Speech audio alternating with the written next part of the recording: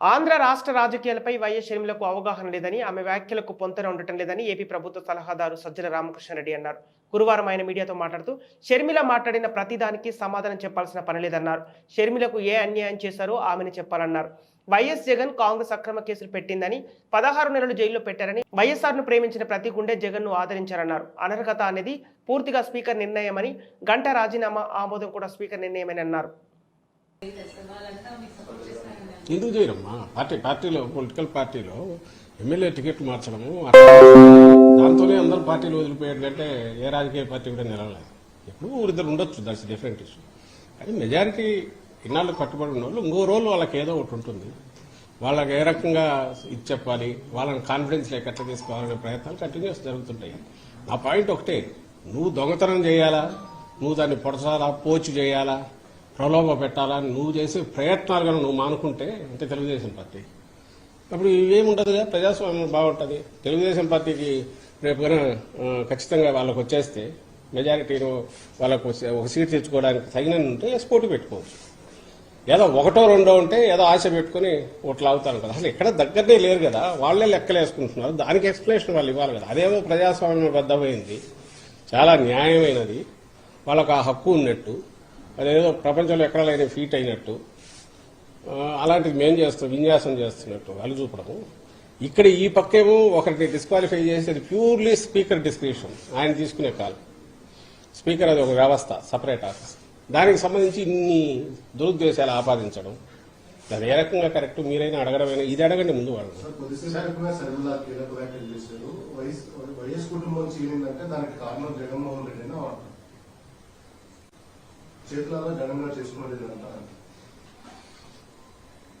షర్మిల గారు గత 4 రోజుల క్రితం 5 రోజుల క్రితం హఠాత్తుగా రాష్ట్రంలో ఇక్కడ రాజకీయ తెర మీద ప్రత్యక్షం రావడమే ఒక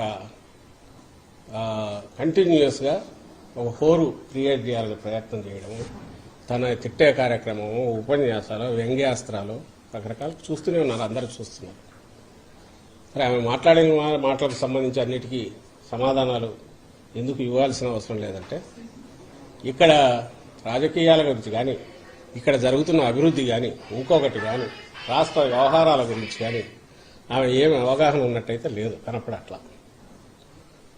అందువల్లే మాట్లాడే మాటల్లో అసలు దేనికి ఒకదానికి ఒకటి పొంతన ఉండట్లా. నా దృష్టిలో అయితే ఏదో ఎలక్ట్రీషియన్ కాంపిటీషన్ పిల్లలు ప్రిపేర్ అయి ఉంటారు, వాళ్ళకి ఆ సబ్జెక్ట్తో సంబంధం లేదు, ఎక్కడో తీసుకుంటారు, ప్రిపేర్ అవుతారు, ముక్కును పడతారు, బట్టి పెడతారు, పోయేసి దాన్ని డెలివరీ చేస్తారు. అలాగే కనపడుతుంది. ఇకపోతే ఈ ఫ్యామిలీ దీనికి సంబంధించి ముఖ్యమంత్రి గారు నిన్న అన్న కాంటెక్స్ట్ కానీ, అంటే గతంలో వాస్తవం, కాంగ్రెస్ పార్టీ రాజశేఖర రెడ్డి గారి ఆశయాలను తుంగలో తొక్కి ఆయన పథకాలని పక్కకు తోసి ఆయన కోసం మరణించిన వాళ్ళ కుటుంబాలను పరామర్శించాలని ఓదార్పు యాత్ర చేపడితే అడ్డంగా దానికి నో చెప్పి దాని తర్వాత కక్ష సాధింపు చర్యలు మొదలుపెట్టి వేధిస్తున్నప్పుడు అది షర్మిలమ్మకు తెలుసు. ఫైనల్గా సోనియా గాంధీ దగ్గర కలిసినప్పుడు జగన్మోహన్ రెడ్డి గారు, విజయమ్మ గారు, షర్మిలమ్మ గారు వాళ్ళు ముగ్గురే ఉన్నారు. అక్కడ ఏం జరిగింది అనేది కూడా ఆమెకు తెలుసు. సరే, అది గతం అయిపోయిన తర్వాత అంత మాత్రాన రాజకీయ పరంగా దారులు వేరు కాకూడదని ఎవరు అన్నారు. ఇక్కడికి వచ్చేసరికి కుటుంబాన్ని చీల్చడం అనేది ఆయనన్న కాంటెక్స్ట్. ఆ రోజు ఎప్పుడైతే బయటకు వచ్చి పార్టీ పెట్టగానే బాబాయ్ వాళ్ళ చిన్నాన్నను వివేకానంద రెడ్డి గారికి మంత్రి పదవి ఇచ్చడం, ప్రలోభ పెట్టడం, ఆ తర్వాత పోటీకి దించడం, విజయమ్మ గారికి పోటీగా, ఇవన్నీ అందరు చూశారు. బట్ ప్రజలు దే చోజ్ జగన్మోహన్ రెడ్డి గారు సరైన వారసుడు అనుకున్నారు, పార్టీకి పట్టం కట్టారు. ఆ తర్వాత రెస్ట్ ఈజ్ హిస్టరీ అందరం చూస్తున్నారు. తర్వాత ఇప్పుడు జరుగుతున్నది ప్రత్యక్షం. లేకపోతే షర్మిలమ్మకి ఇక్కడ ఎవరి ద్వారా ఇక్కడ ఏపీలో కానీ ఈ ఉభయ తెలుగు రాష్ట్రాల్లో ఎవరి ద్వారా తెలుసు? రాజశేఖర రెడ్డి గారి బిడ్డగా తెలుసు, జగన్మోహన్ రెడ్డి గారి చెల్లెలుగా తెలుసు. జగన్మోహన్ రెడ్డి గారు రాజశేఖర రెడ్డి బిడ్డగా ఆ రోజు మొదలుపెట్టిన ప్రస్థానం తర్వాత ఇప్పుడు అది సొంతంగా తనంతట తాను ఒక ప్రవాహంలాగా